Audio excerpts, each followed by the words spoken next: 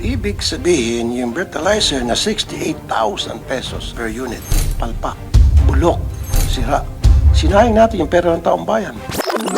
51 million pesos allocated sa inyo. Ano nga sa mga breathalyzer? At magkano per unit? Mr. Chair, from the record of LTO, we have procured 756 units of breathalyzers. How much is it each unit, sir? Unfortunately, I'm sorry, Mr. Chair, I was not able to get that data. I can give you them out now. 68,000 per unit. Napakamahal yata. Kasi sir, sa US po, 5,000 to 14,000 ang isang breathalyzer. Sa Thailand, 3,000 pesos. Bakit po sobrang mahal?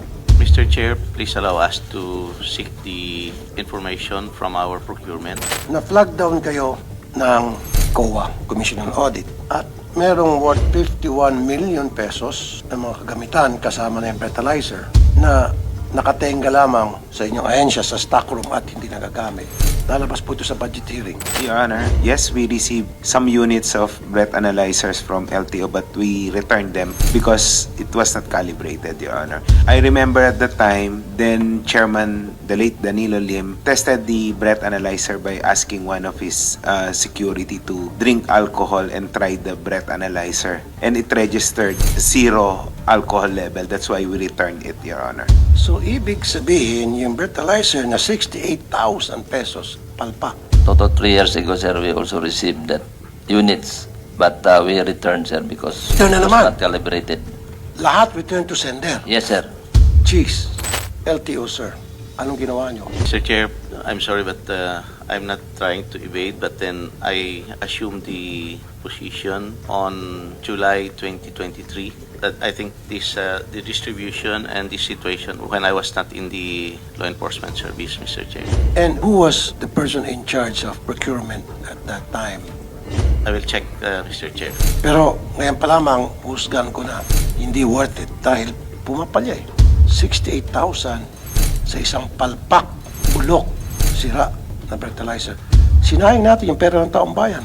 From the report of our regional offices, Mr. Chair, we have apprehensions under 10586. The units that were distributed to the regional offices were used, so they were able to prosecute 1,496 cases, all in all, Mr. Chair. This was So ang brought to- pinapalabas mo na nag-work ang ilang breathalyzer. Yes, Mr. Chair. What a very convenient excuse. Eh yung sa MMDA, 215 isinole.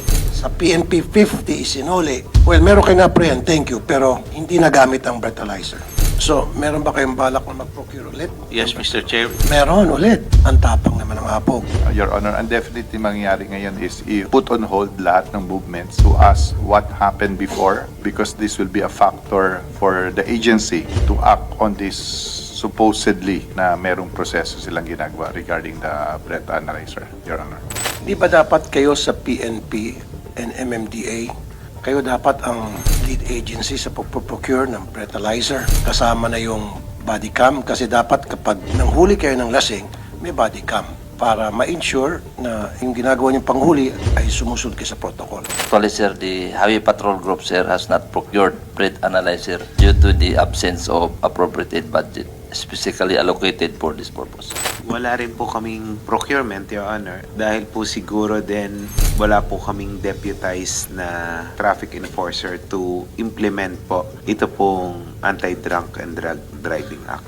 Kasama po kami sa nakalagay sa batas pero kailangan po namin mag-seek ng deputization, Your Honor, sa LTO po. Nakadalawang batch na po kami ng enforcers, if I recall it right, na pinag-train at pinag-exam. Unfortunately, hindi ko po alam kung kakulangan ba ng competence ng aming enforcers o sinasadya nila dahil nag-fail po yung dalawang batches na ipinadala namin. Parang sinasadya ata sa palagay niyo, sir. Yeah, parang ganon din po. Parang 225 po yung aming pinadala. 50. Yes, sir.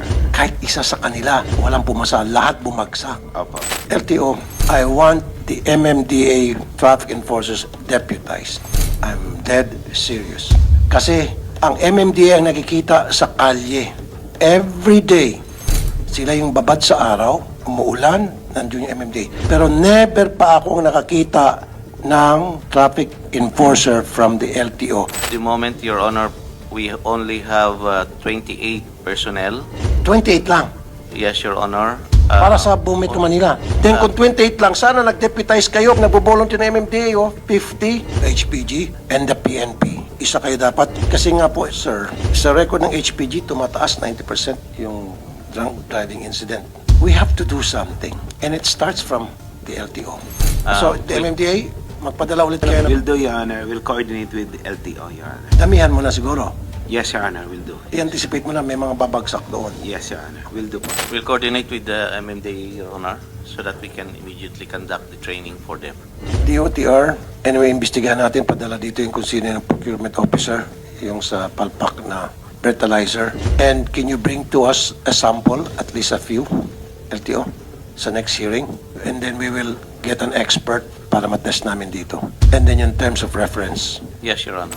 DOTR, pag kayo nakaprocure ng tamang breathalyzer, I want you to coordinate with all hospitals, siguro with the DOH. Kailangan merong breathalyzer sa lahat ng ospital, sa emergency room particularly. Kasi kapag merong isang lasing na disgrasya o nakadisgrasya, dinadala sa ER yun. There's no way na madidetermine ng doktor na kung ito talaga ay lasing at above the limit na. And using that breathalyzer, magagamit yun sa medical record at magagamit yun sa korte. Sa ngayon, wala ang ganon. Now, lesson learned for everybody dito, yung kailangan na talaga natin ng breathalyzer.